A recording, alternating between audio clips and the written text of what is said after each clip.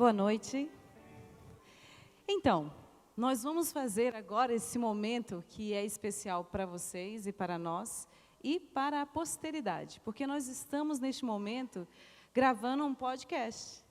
Olha que chique. Aqueles que estão presentes estão presenciando ao vivo, aqueles que vão estar ouvindo depois no som, no rádio, no carro, aonde quer que quiser, ou até mesmo no computador, vão estar ouvindo.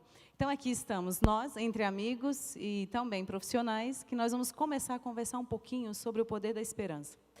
Nós sabemos, né? Sejam bem-vindos. Eu não falei, Carol, boa noite a você. Está sem som aqui, muito bem. Socorro, seja muito bem-vinda, boa noite. Eu vou pedir que vocês cumprimentem a todos que estão presentes e a nós aqui, e a gente começa, então, o nosso assunto. Pode começar aqui para Socorro. Boa noite. É um prazer estar aqui com vocês, nesses momentos que acredito que vai ser um momento ímpar na nossa vida e na vida de vocês. Sejam bem-vindos. Sim. Boa noite, igreja. É um prazer estar aqui, né? Eu frequento aqui a Asa Norte, sou membro daqui, mas é muito bom estar aqui nesse momento participando dessa interação, né, com todo mundo. Espero poder contribuir para o crescimento espiritual de todo mundo nessa noite. Boa noite, gente. Já vim aqui algumas vezes, sou o Erson, sou pastor auxiliar aqui da Igreja Central de Brasília.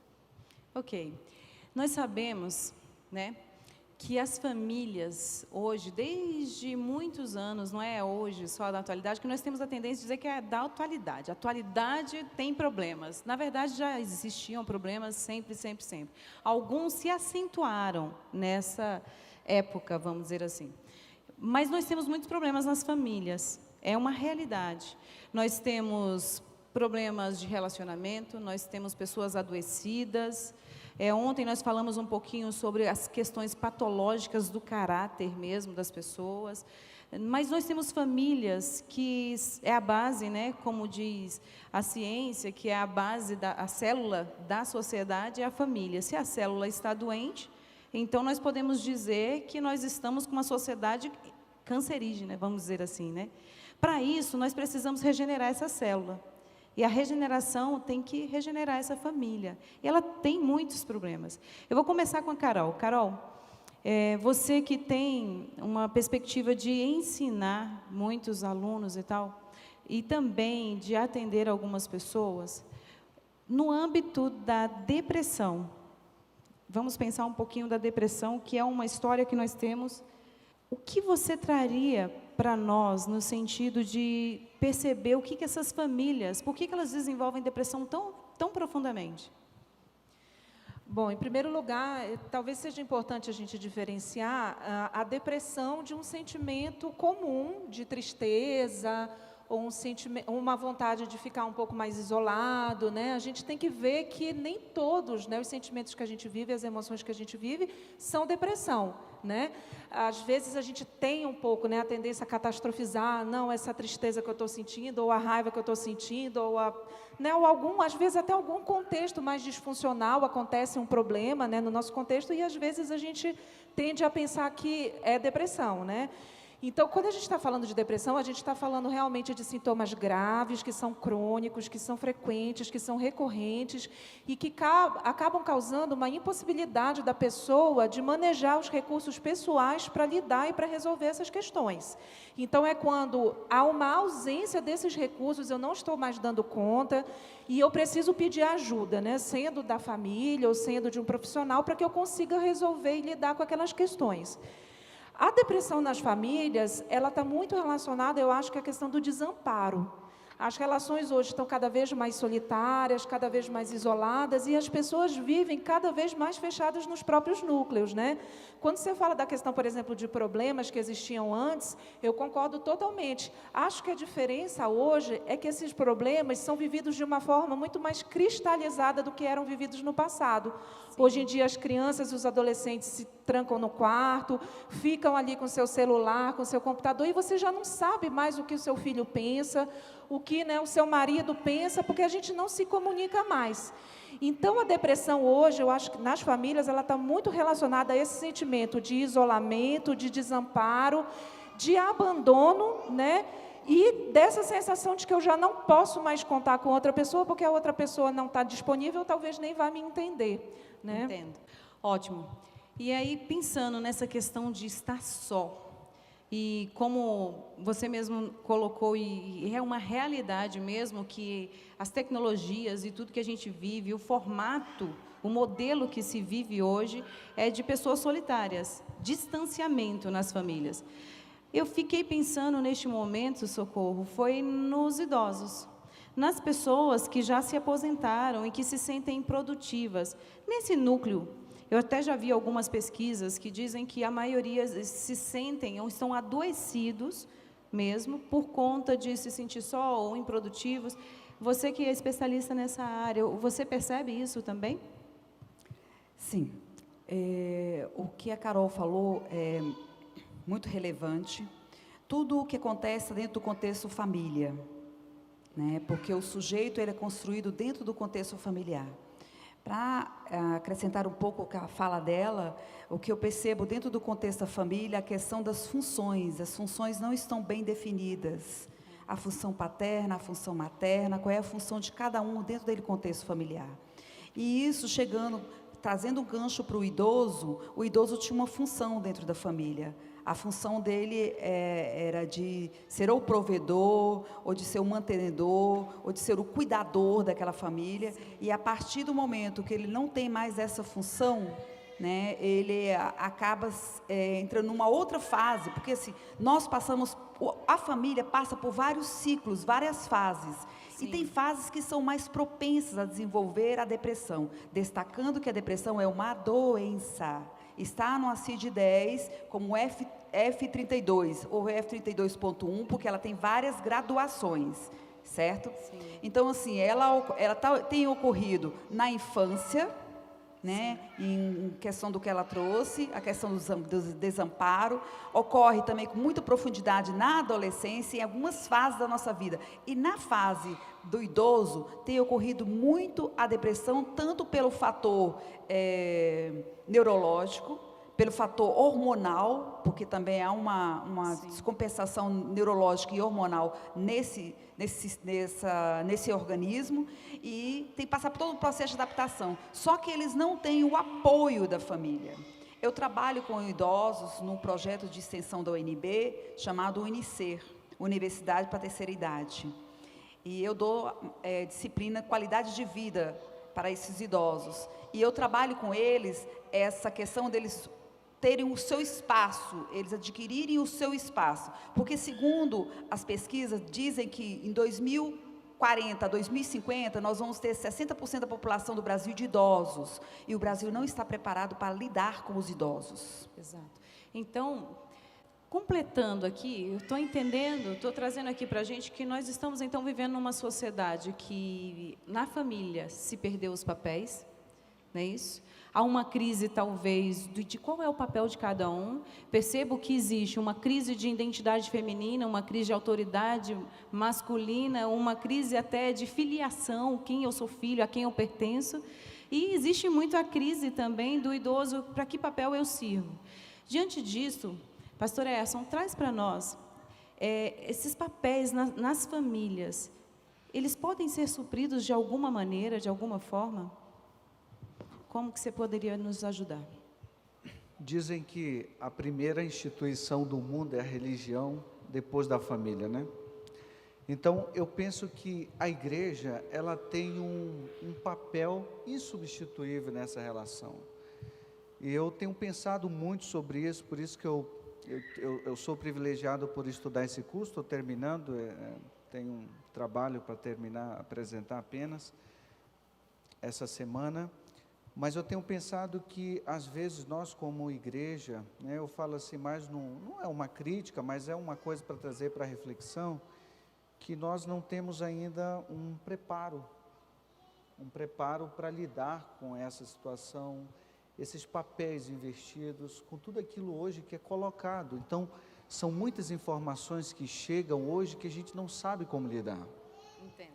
Até o próprio sacerdócio não sabe lidar com muitas situações, e a gente tem que admitir coisas, porque a figura do papel religioso, do líder religioso, ainda é uma figura muito antiga, medieval, de que resolve-se tudo, e não é assim. E não é mais. Então, eu penso que a igreja, ela tem um papel importante, insubstituível, só que nem sempre nós sabemos lidar com isso. Entendo. E quanto nós falamos aqui um pouco dessa questão da tristeza, ansiedade, talvez, né? Depressão, na verdade. Agora eu quero trabalhar um pouquinho a questão da ansiedade. Nós vivemos, antes da Revolução, né, industrial, nós vivíamos em função da terra, nós tínhamos o tempo da terra. Hoje nós temos o tempo da máquina. A máquina foi criada para nos servir. Hoje nós servimos as máquinas, né? E aí se a gente quebra, o que acontece? Faz igual máquina, né? Joga fora, né? Descarta. Ou então, se não tem conserto, né? Mais ou menos isso. E isso é uma questão que é cada vez maior nessa questão de pensar no excesso de futuro. Porque como eu não consigo acompanhar essas máquinas, eu não tenho prospecção de vida. Eu não consigo pensar. Eu tenho expectativa de vida, eu espero a vida acontecer, mas não prospecto a minha vida para ela acontecer. Olha que loucura. Carol, o que você poderia nos ajudar sobre essa questão desse excesso de futuro? Ou seja, pensar no futuro, essa ansiedade generalizada. Eu falo não no sentido da doença, ou talvez da doença, do que essa ansiedade gera nas famílias também. Ok, uma diferença talvez importante da gente fazer agora é o que é, né, esse senso de futuro que a gente chama de autoeficácia e o que é esse senso de presença que a gente chama de autoestima. E aí muitas pessoas acabam, por desconhecimento mesmo, achando que uma coisa é outra e acabam anulando uma coisa pela outra. Vou dar um exemplo para poder diferenciar bem. Então, o que é a autoestima? A autoestima é um senso assim, de valor, de adequação, de propósito, de realização pessoal. E isso está realmente mais relacionado à questão do presente, às minhas relações sociais, aquilo que eu consigo fazer, as pessoas que me valorizam e tudo mais. Então, realmente, a autoestima tem essa dimensão mais trazida agora para o eu, para o presente. Ótimo. Lá para o futuro, que a gente está falando aqui de ansiedade, quando a gente está falando de ansiedade, a gente está falando também de uma doença, né, psíquica ou psiquiátrica, a gente está falando dessa prospecção, né, e desse, na verdade, uma exacerbação, né, desse sentimento relacionado ao futuro. Exato. Né? Então, é eu olhar para o futuro e antecipar as coisas de uma forma muito grande, eu não me sentir capaz de realizar alguma coisa, ou eu viver, por exemplo, em função de alguma coisa que eu quero alcançar, mas não me sinto competente e capaz de fazer alguma coisa hoje para realizar alguma coisa que está ao meu alcance, né? E aí a gente, então, eu acho que fazendo essa diferença é importante, porque mesmo que eu não me sinta capaz de alcançar alguma coisa no futuro, Sim. eu posso hoje ter muitas capacidades de realização relacionadas a quem eu sou hoje. Isso. Porque a gente fica antecipando tudo lá para frente e não entende que lá para frente é o resultado Do hoje. do que a gente Exatamente. faz hoje.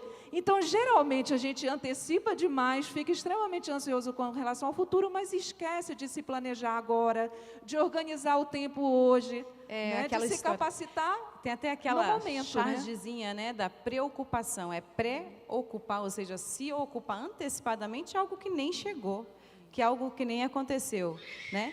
Socorro, o que você traz para nós, então, sobre essa preocupação, essa ansiedade dessas famílias hoje? Nós todos, né? Dentro desse contexto familiar, a ansiedade é muito extensa, porque tem as pressões escolares, as questões das crianças, Várias demandas. As demandas são muito grandes, de todas. Eu não posso dizer que é só criança, só o adulto, só o pai, só o idoso, não, porque a demanda é grande para todos. O que você traz para nós? Bem, a minha escuta clínica tem fazido com que eu possa perceber que nós vivemos em um momento em que Balmer chama de um momento líquido. Isso. Aonde você perdeu o referencial. Tudo, nós estamos no momento da relatividade, tudo depende. É uma instabilidade. Voltando para o contexto familiar, levando em consideração que o sujeito, ele se constrói dentro do contexto da família, nessas relações, como essas relações elas não estão bem definidas, esse sujeito, ele se constrói de uma forma muito fragilizada emocionalmente, psicologicamente. Exatamente. Uma fragilidade que, diante de diante de demandas do mundo, ele não tem recursos para conseguir elaborar e se posicionar. E também eu percebo que as pessoas vivem presas num passado, não conseguem ressignificar esse passado para conseguir viver o presente, para que puder projetar o futuro. E isso é muito característico de pessoas com depressão. A pessoa com depressão, ela remoe, ela fica remoendo, remordendo situações passadas, sofridas, que ela passou em alguma situação da sua vida. Então, elas se cristalizam, ela para naquela situação e não consegue avançar. Aí que tem que entrar no processo terapêutico. Ótimo. E aí você trouxe uma coisa fantástica, que é a culpa paralisa. Que tudo isso traz um sentido de culpa, né? Eu não dou conta e tal. E a responsabilidade me leva à ação. Se eu sinto responsabilidade por aquilo que eu estou vivendo no presente, e até quanto ao meu futuro, e até quanto ao meu passado, eu consigo ter ações em cima disso. Já eu trago aqui Pastor Ayrton.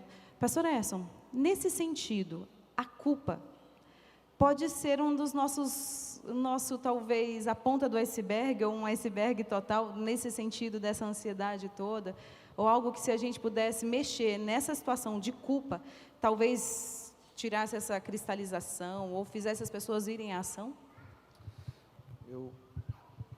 Eu gosto muito dessa questão, porque Ellen White, por exemplo, tratou muito essa questão, né? A culpa. A culpa nem sempre ela é prejudicial, né? A culpa tem o seu aspecto positivo. Roberto Freire, por exemplo, fazendo a análise da questão das pessoas que são libertas. Alguns são libertos apenas externamente. Outros são libertos externamente, mas não conseguem ser libertos internamente. Acontece muito isso, quando você é apenas liberto, né? Falando da educação, você é liberto externamente, internamente você continua preso. A Bíblia trabalha muito essa questão da culpa. E interessante que as pessoas que não souberam lidar com culpa tiveram um final muito trágico na Bíblia, né? Muito. Por isso o Pedro, ele orienta muito, né? Lá na primeira carta de Pedro, capítulo 5, lance sobre Jesus toda a vossa ansiedade, porque Ele é que vai cuidar da gente. Quando a gente não dá conta, não tem jeito, a gente tem que contar com o metafísico. Exatamente, fantástico. E assim, nós fizemos aqui muitas informações sobre passado, presente e futuro. Não é tão simples assim. Eu acho que nós trouxemos pontos bem importantes. Enquanto isso, nós vamos ter um intervalo comercial do nosso podcast. Eu gostaria que todos que estão aqui ouvindo, que estão presentes, começassem a pensar, e depois, quando você ouvir de novo, e ao invés de remoer a culpa, como ela diz, vamos ruminar as informações, porque aonde há um problema, há falta de conhecimento. O conhecimento pode libertar muitos de nós. Então, talvez uma frase que tenha sido dita pela Carol, pelo pastor Erson, ou pela Socorro, ou até mesmo por mim, pode ser uma frase libertadora para alguns de nós. Ou seja, nossa ansiedade pode ser sanada se nós permitirmos que Cristo nos ajude nisso, né? Não é tão simples, é um processo, né? Mas se as aves do céu, ou seja, podem confiar, se a gente observar a natureza, nós vamos ter uma possibilidade de tratar nossas culpas, talvez resolvermos as nossas culpas, entender o passado, o futuro, o presente. Mas agora eu pergunto para vocês, nós vamos pensar um pouquinho sobre a questão dos vícios, traumas psíquicos, que às vezes os vícios são relacionados aos traumas, muito dessa luta que as pessoas têm. Antigamente os vícios eram outros, né? Hoje ainda existe muito forte o alcoolismo, o vício de drogas, mas tem um vício real hoje, que é o vício na questão da tecnologia. Eu vou passar para a Carol, queria que você falasse resumidamente um pouquinho sobre esse vício com a tecnologia. Esse é um fenômeno muito novo, né, que a psiquiatria ainda está tentando entender e categorizar, né? Mas a gente pode falar resumidamente que o sujeito está viciado quando ele tem um uso, uma frequência que é muito intensa, e aí a gente pode falar que a partir ali de 4, 5 horas, né, diárias, de uma forma ininterrupta, né? Quando o sujeito interrompe as suas atividades de vida, né, ele não consegue fazer outras coisas, porque ele fica só ali ou usando o celular ou jogando videogame, né? Que a gente também tem que ver, né, os jogos também, né? Não é só o computador, não é só o celular, mas também os jogos, né? É o vício em tecnologia. Então, a frequência diária, né, horas diárias muito intensa, o sujeito não consegue cumprir outras atividades na sua vida, ao não ser, né, a fazer o uso. Quando ele não consegue perceber que outras pessoas, né, estão alertando para ele que ele está viciado, ou que ele está com uma demanda muito grande, e ele ignora esses sinais de aviso, né? E quando ele também não vê sentido nas interações do cotidiano normais, que não sejam intermediadas pelo acesso da tecnologia. Então, por exemplo, não faz mais sentido eu almoçar com a minha família, sentar ali com o celular, ou não faz mais sentido eu passar um dia sem acessar o computador, sem jogar videogame. Então, é quando realmente esse uso, ele é muito excessivo, abusivo e que desorganiza e traz sofrimento para a vida desse sujeito e com quem ele convive. Ótimo. Né? Socorro, então, diante disso, clinicamente falando, na clínica, existem, então, casos de famílias afetadas por estes tipos de vícios? Sim. Existe o contexto familiar, a gente diz tudo, né? De estudo do sujeito. Quando a gente atende um sujeito que está com essa demanda, né? Tem aparecido muito crianças que passam muito tempo na frente de um computador, na frente de assistindo vídeos ou jogando, seja lá qual atividade que está fazendo. O que a gente consegue perceber? Quando chega essa demanda, eu percebo assim, essa família tem alguma dificuldade, aí que a gente chama de PI, que é paciente identificado. Ele está dizendo que aquela família não está estruturada funcionalmente. Entendo. E está acabando adoecendo o sujeito. Agora, por que as pessoas estão usando esse vínculo de internet, acesso a essas informações? É como eu percebo, como se fosse uma fuga da realidade. É um mecanismo de tentativa de um equilíbrio psicológico, né? Eu não dou conta da demanda, eu não dou conta daquela angústia, eu não dou conta da situação que eu estou vivendo, eu prefiro viver a situação, a vida do outro, através de uma novela, através de um filme, através de uma série. Então, eu esqueço a minha situação e vou viver a situação do outro. E isso sem falar que é uma demanda muito forte no cérebro, uma descarga de informações muito exacerbada. Então, nós estamos trabalhando com pessoas que estão com o cérebro bem acelerado, são muitas informações. Sim. Um dos grandes desafios que a gente tem hoje é o manejo da atenção, né? Exato. Então, a gente vê... Aí eu queria até fazer um alerta, né? Que a Socorro falou assim muito bem, né? Desse sujeito que ele acaba apontando uma deficiência, uma disfuncionalidade na família. A gente também tem que olhar para essa família e ver que, às vezes, são os próprios pais que constroem Exatamente. esse vício, né? Isso. Porque na supervisão clínica, né, que eu tenho frequentemente, a gente observa isso, pela falta ou pela ausência de orientação parental, pela distância do cuidado parental, você tem ali na tecnologia uma forma da criança não incomodar o pai ou não acessar o pai, né? Então, cômodo. sim, isso, eu concordo plenamente com a Socorro, uma tentativa de lidar com demandas que a gente não consegue, mas também a gente tem que olhar para as relações familiares precoces e Exato. ver que, às vezes, as próprias famílias Sim. é que constroem esse Sim, padrão. principalmente com as crianças, porque assim, quando eu falo que a criança está demandando, a criança está falando assim, olha, meus pais não estão conseguindo exercer a função paterna nem materna, Ponto, me é. deixam à vontade, eu faço e fico até altas horas da noite na frente de um computador, de um celular, e meus pais não colocam, não estabelecem o horário, não estabelece limite, exato. não há uma orientação, essa criança está, para ele, para o pai Sim. é cômodo, aspas, né? Porque ele também não consegue exercer essa paternidade. Agora, uma coisa... Só uma informação bem pontual, a Sociedade de Pediatria Americana já Sim. estabeleceu alguns critérios relacionados Sim. às recomendações do uso, né, de tecnologias Por digitais. crianças, é.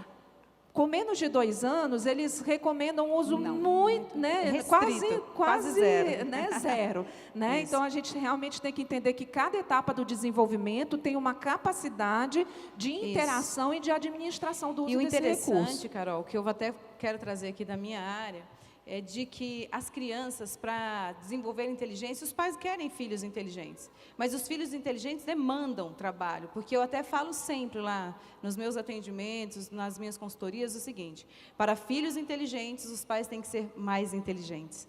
Ele tem que estar disposto a desenvolver o teu cérebro, estar disposto a se desenvolver mesmo, porque o desenvolvimento da família é intenso, porque um filho na família, ou uma criança, ou uma demanda que seja, é para o desenvolvimento do cérebro.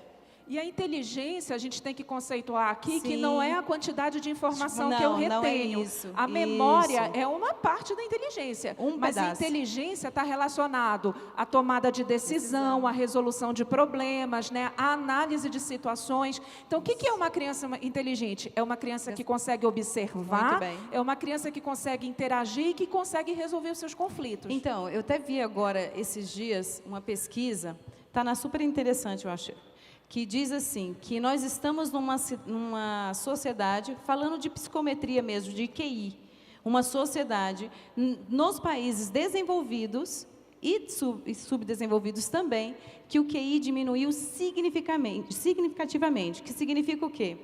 Que o QI foi pesquisado, era um tanto, agora desceu, e eles deram o título da reportagem como... da pesquisa, que nós estamos numa sociedade emburrecida. E a sequela disso, ou seja, o que causou isso, é o uso excessivo da tecnologia. Então, o problema não é o excesso de informação. Não é Não informação. é o acesso nem o excesso. Não. O problema é o processamento, é como essa Exatamente. informação é processada. Porque ela nos distancia daquilo que é realmente necessário. Porque, Pode trazer? desculpa, te Sim. interrompi.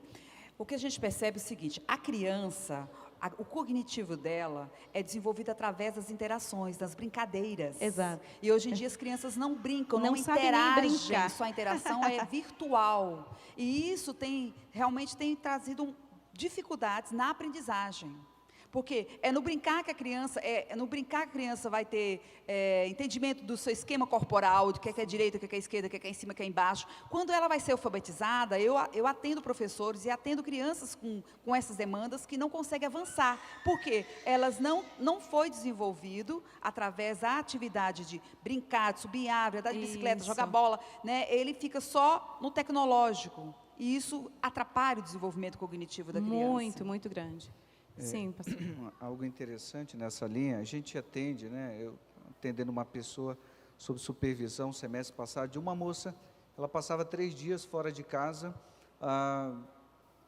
os pais não existiam para ela, então ela foi buscar fora esse resultado. Mas teve um filósofo que disse algo interessante, que a humanidade está dividida em três grandes etapas. A primeira etapa é o teocentrismo, Deus é o centro de tudo. A segunda é o antropocentrismo, o homem é o centro de tudo. E ele disse que nessa fase da modernidade, ou pós-modernidade, nós estamos na terceira fase, que é o vaziocentrismo, ou seja, tudo é o vazio.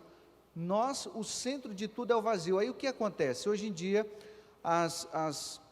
os pais se omitem da responsabilidade que são deles, as famílias, né, esse núcleo familiar, e eles transferem isso para a escola, transferem isso para os coaches, né? Tem até o coach mirim, não estou dizendo que não é importante o papel, mas há o Sim, coach mirim, onde que ele ocupa esse papel do pai, onde o pai não existe mais. Aí o que acontece? Chega na frente, o menino não sabe, a menina não sabe lidar com angústia. A vida dele é lidar com a tecnologia, com o celular, e acha que a vida é ser resolvida apenas com um clique.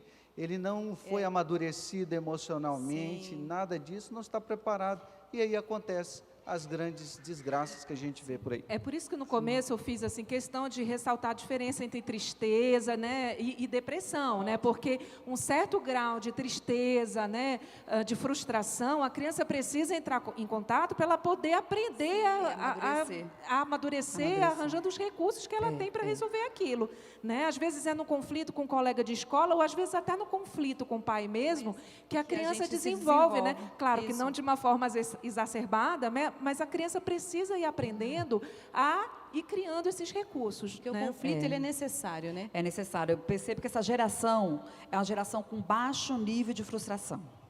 Porque, assim, se eu estou com raiva de um colega, falou alguma coisa, eu deleto ele. Simples, eu não falo assim. com ele. Eu aperto um botão. Isso, eu aperto um botão, em um clique eu resolvo o meu problema. Agora, se for tete a tete, ele não dá conta de resolver. Nunca. Aí ele parte para violência física, Porque não tem... porque ele não tem mecanismo, ele não desenvolveu a maturidade psicológica, emocional para lidar com as frustrações. Nossa, são questões sérias, né? Não dá para a gente vencer tudo isso aqui. E nós vamos pensar um pouquinho mais aqui.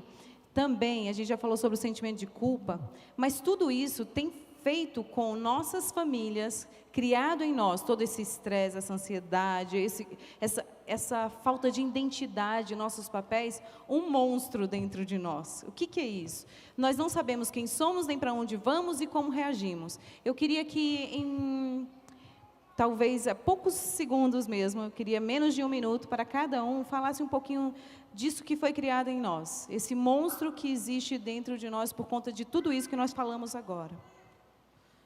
Bem, eu acho que tem muitas linhas de pensamento, né, que você pode entender isso, mas eu entendo como eu acho que uma falta de autoconhecimento, né, uma inabilidade desse autoconhecimento, de reconhecer o que está sentindo e de uma ausência de recursos, né, para lidar com isso. Então, resumidamente, seria isso. Aí um conselho, a gente tentar entender melhor a nós mesmos, né, principalmente diante dos parâmetros que Deus coloca, e tentar, né, ver que recursos a gente tem para administrar as nossas emoções. Eu ia dizer que a questão agora mesmo a gente teve um problema aí, teve que tratar assim uma situação difícil, e um colega aí da igreja em algum lugar de Brasília. Mas a questão é que o maior problema era os pais, porque os pais negavam as coisas. Então é isso que você acabou de dizer, as pessoas negam que existe um problema. E, gente, a gente precisa admitir, 50% da cura de um paciente está em ele admitir que ele precisa. Está doente, então que ele precisa de ajuda. E eu penso que quando você olha para trás e vê que poderia ser resolvido naquele momento certo, quando alguém sugeriu, ofereceu uma ajuda, é tarde demais quando você vai querer olhar para isso. Então, eu acho que é hoje. Inclusive, alguns aqui, o meu apelo é o seguinte, eu tenho que falar para vocês aqui que estão aqui, não posso falar para o mundo lá fora, mas vocês que estão aqui, identificou, percebeu alguma coisa, procure ajuda. Ok. O que eu vejo assim, a dificuldade do ser humano é de nomear o que está sentindo, nomear o sentimento, ressignificar isso, ele não consegue expressar isso. Eu percebo que entraram num vazio, e com as crianças, as crianças conseguem expressar isso, elas expressam numa brincadeira, elas expressam num desenho, elas falam a demanda dela. O adulto já fica difícil, ele demanda, mas ele demanda com sintomas, ele demanda com comportamento, bem como a criança também demanda comportamento. Sim. Quando uma criança mudou o comportamento, você pode desconfiar, porque ela está demandando de você, ela está entrando em conflito. E as pessoas não fazem essa leitura, acham que criança não tem conflito, criança tem conflito sim, criança entra em sofrimento psíquico severo. Né? E nós estamos atendendo crianças com sintomas de adulto, precoce. Exatamente. Então...